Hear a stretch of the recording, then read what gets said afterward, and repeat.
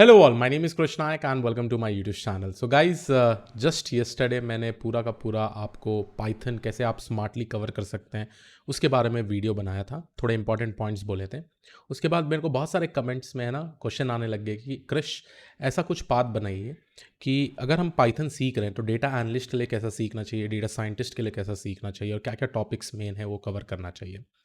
तो ये सारा चीज़ मैं इस वीडियो में कवर करने वाला हूँ और प्लीज़ मेक श्योर करिएगा आप पूरा वीडियो एंड तक देखिएगा और अच्छी तरीके से देखिएगा, क्योंकि यहाँ पे मैं पहली बार पीपीटी बनाया हूँ और यहाँ पे मैं कवर करने वाला हूँ हर एक चीज़ कि आप पाइथन को किस तरीके से पढ़ना चाहिए for becoming a data analyst. तो चलिए शुरू करते हैं। पहली बात, ऑब्वियसली विल स्टार्ट। पहला क्वेश्चन ये है कि डेटा एनालिस्ट वाले काम क्या करते हैं।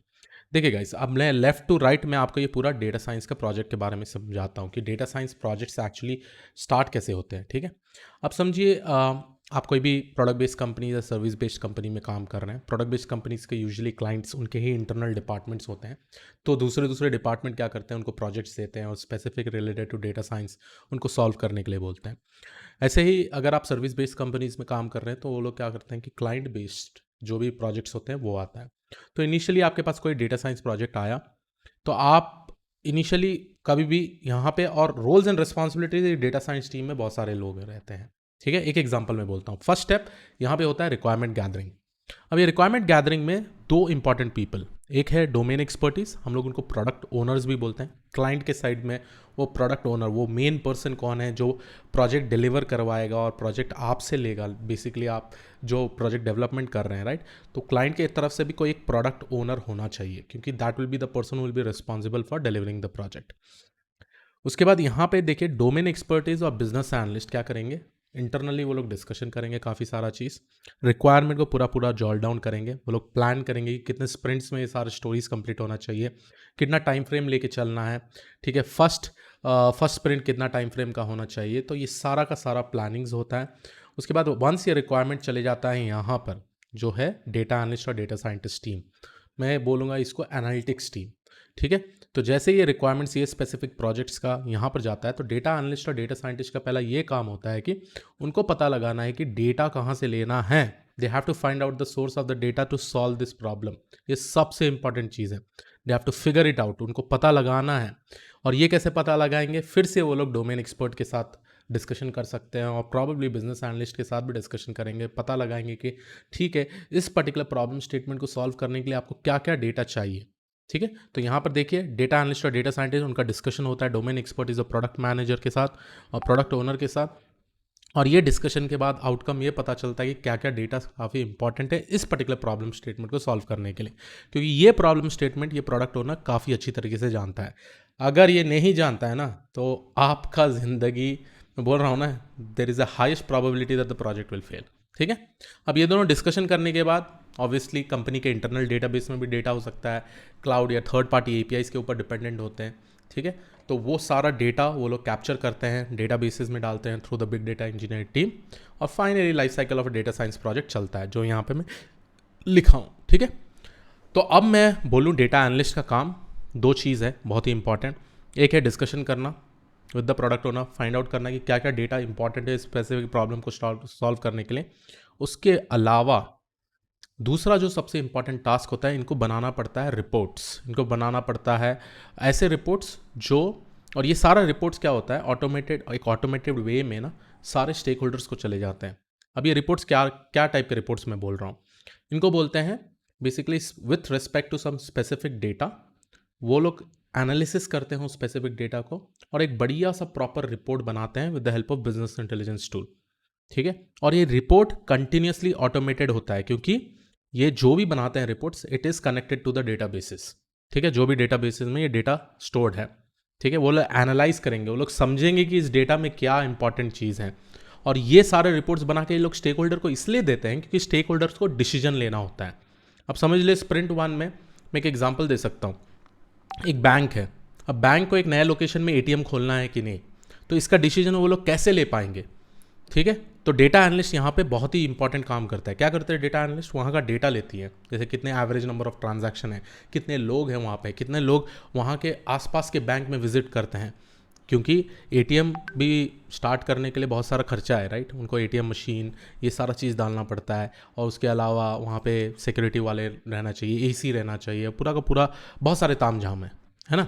तो उसके लिए कुछ एक्सपेंडिचर होता है, बट वो एक्सपेंडिचर तभी हम लोग वो बैंक कंप्लीट कर पाएगा जब उनको रेवेन्यू होता है। और रेवेन्यू कब होगा? जब बहुत सारे लोग वो एटीएम से पैसे निकालते हैं, राइट। ऐसा चोरी वाला पैसा नहीं, कार्ड डाल के पैसा निकालते हैं। तो इस सारे डिसीजंस को कैसे करते हैं? क्योंकि अगर आप स्टेक होल्डर को देखें, स्टेक होल्डर थोड़ी ना ये डेटा समझता है, तो डेटा एनालिस्ट उस स्पेसिफिक डेटा को समझता है, उस डेटा को एक्यूमुलेट करता है, उस डेटा का प्रॉपर रिपोर्ट्स बनाता है, अच्छे अच्छे चार्ट्स बनाता है, विजुलाइजेशन चार्ट्स बनाता है, ठीक है। और विजुलाइजेशन चार्ट्स बनाने के बाद वो स्टेक होल्डर को देता है कि स्टेक होल्डर आप डिसीजन लीजिए, ये रहा चार्ट्स, डेटा ये बोल रही है, और उस चार्ट से बहुत सारे इन्फॉर्मेशन मिल जाते हैं स्टेक होल्डर को, और उसके बाद वो लोग डिसीजन ले पाते हैं। ये सबसे इंपॉर्टेंट काम होता है। पहला काम ऑब्वियसली टू फिगर आउट कि डेटा क्या क्या यूज़ होगा उस स्पेसिफिक प्रोजेक्ट में, और सेकेंड चीज़ है एक ब्यूटीफुल विजुअलाइजेशन वाला चार्ट बनाते हैं through proper analysis, through proper है ना feature engineering of that specific data. उसके बाद कुछ कंक्लूजन निकालने के लिए स्टेक होल्डर्स फाइनली वो डिसीजन लेते हैं, ठीक है। क्योंकि स्टेक होल्डर्स को ये सब चीज़ नहीं समझ में आता है, डेटा समझ में ही नहीं आता है, उनको बढ़िया सा ग्राफ्स समझ में आता है, ठीक है। तो चलिए नेक्स्ट वाले स्टेप में जाते हैं इसके बाद। बट सिंस हम लोग बात कर रहे थे पाइथन के बारे में, पाइथन के केस में क्या क्या पढ़ना पड़ता है डेटा एनालिस्ट को। तो पहली बात तो आप सिंपल पाइथन समझिए, उसमें इंपॉर्टेंट टॉपिक जो आपको कवर करना है वो सब ये है: basic arithmetic operations, control and conditional structures, loop for while, looping सीखना है, और यूज़र इनपुट्स कैसे लिखते हैं, strings, integer, floating values, type casting, ये बहुत सिंपल डेटा स्ट्रक्चर्स है। ये सारा चीज़ आपको पाइथन कवर करना है एज अ डेटा एनालिस्ट, ठीक है। क्योंकि देखिए, आप अगर पाइथन सीख रहे हैं, आप बहुत सारे रूट ले सकते हैं, आप डेटा साइंटिस्ट भी बन सकते हैं, आप डेटा एनालिस्ट भी बन सकते हैं।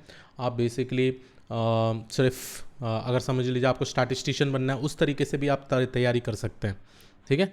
और प्रॉब्ली आपको वेब डेवलपमेंट करना है, आपको मशीन लर्निंग डेवलपमेंट करना है, तो अलग अलग तरीका है, और उसके लिए अलग अलग टाइप के कॉन्सेप्ट्स और टॉपिक्स पढ़ना पड़ता है।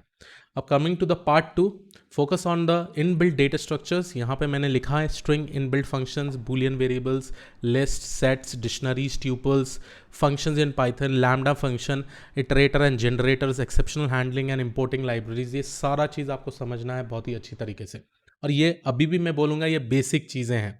प्रॉब्ली अगर आप डेली 2 से 3 घंटा दे देते ना, ये 1 हफ्ते में आप कंप्लीट कर दिएगा, ठीक है। ये सारे डेटा स्ट्रक्चर्स, ये काफ़ी इंपॉर्टेंट डेटा स्ट्रक्चर्स है, क्योंकि जब आपके पास डेटा आएगा ना, आप ये डेटा स्ट्रक्चर्स बहुत ही फ्रीक्वेंटली यूज़ करिएगा, ठीक है। तो ये रहा पार्ट 2। पार्ट 3 ये सुपर इंपॉर्टेंट है, ये libraries it is a must for every data analyst: NumPy, pandas, Matplotlib, Seaborn, SciPy, ठीक है। अब मैं बताता हूँ ये सारे लाइब्रेरीज का क्या इंपॉर्टेंस है। देखिए, नमपाई जो है वो आप अरेज के साथ खेल सकते हैं, ठीक है। अरेज क्यों यूज़ करता है? क्योंकि ये एक डेटा स्ट्रक्चर जो काफ़ी फास्ट होता है, तो आपको कोई भी न्यूमेरिकल कैलकुलेशन, कोई सिंपल मैट्रिक्स मल्टीप्लिकेशन करने के लिए आप अरेज यूज़ करिएगा, कैलकुलेशन फटाफट हो जाता है।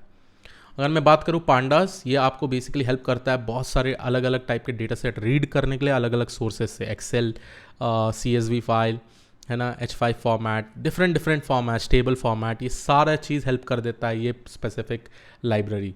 और ये पांडास भी एक टाइप का डेटा स्ट्रक्चर ही है जिसको हम लोग बोलते हैं, और इसका यूनिट जो भी हम लोग डेटा उसको रीड करते हैं, राइट, उसको हम लोग बोलते हैं डेटा फ्रेम्स।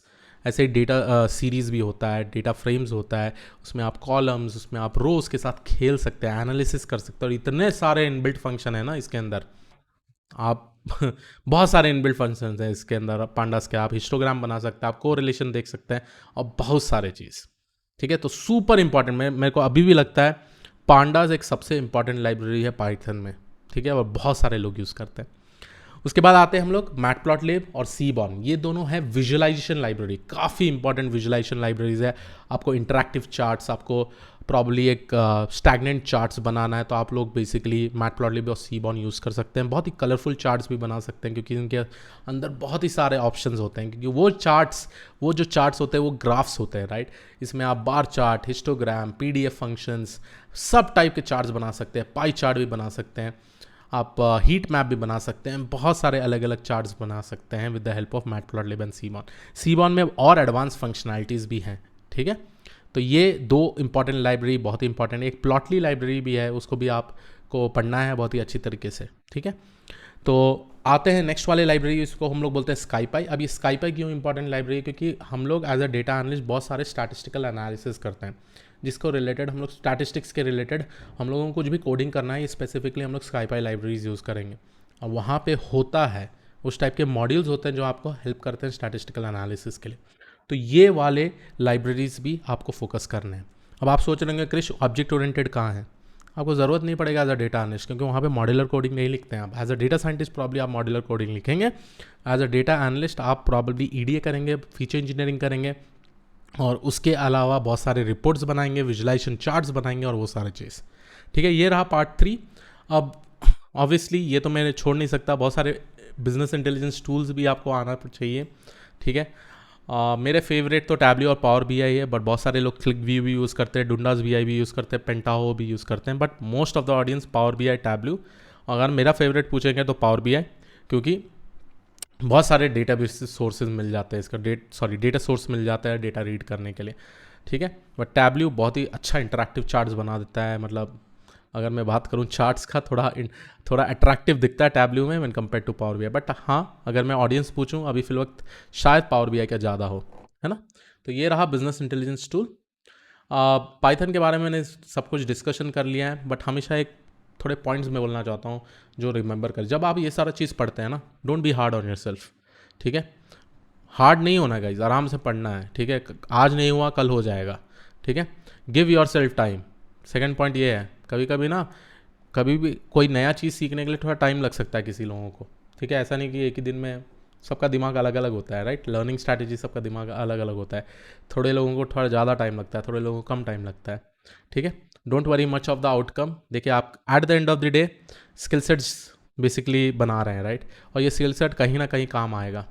तो आप मत सोचिए कि मैं एक मिलियनर बन जाऊँगा ये पढ़ने के बाद, ना, ये कहीं ना कहीं काम आ जाएगा। स्किल सेट्स पे ध्यान दीजिए, स्किल सेट जितना बढ़ेगा, at the end of the day आपको जो डेरिवेटिव मिलेगा, राइट, उसका वो होता है इनकम। कहीं से कुछ ना कुछ अपॉर्चुनिटी मिल ही जाएगा।